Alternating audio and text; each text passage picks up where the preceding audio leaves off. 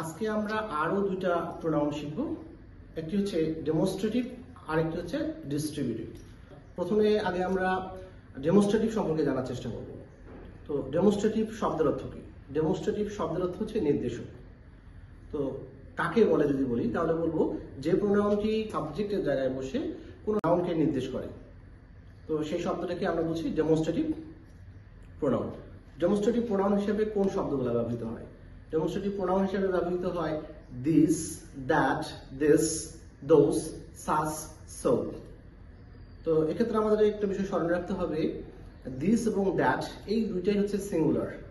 This মূলত নিকটবর্তী কোনো কিছুকে নির্দেশ করার জন্য ব্যবহার করা হয়, আর দ্যাট ব্যবহার করা হয় দূরবর্তী কোনো কিছুকে নির্দেশ করার জন্য। আর দিসের প্লুরাল ফর্ম হচ্ছে দিস, আর দ্যাটের প্লুরাল ফর্ম হচ্ছে দোজ। এবার আমরা জানবো ডিস্ট্রিবিউটিভ প্রোনাউন সম্পর্কে। তো ডিস্ট্রিবিউটিভ প্রোনাউন কাকে বলছে? ডিস্ট্রিবিউটিভ শব্দের অর্থ হচ্ছে পৃথকীকরণ।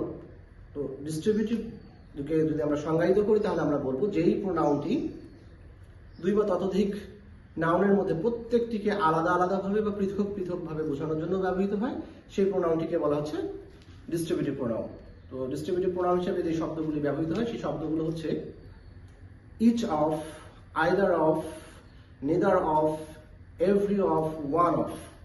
তো এক্ষেত্রে একটা বিষয় আমাদের স্মরণ রাখতে হবে, এই শব্দগুলির পর যে নাউনটি আসবে সেই নাউনটি সর্বদাই প্লুরাল ফর্মে বসাতে হয়, এবং তাদের পরে যে ভার্বটি আমরা বসাবো ওই ভার্বটি সবসময়ের জন্য সিঙ্গুলার ফর্মে ব্যবহার করতে হবে।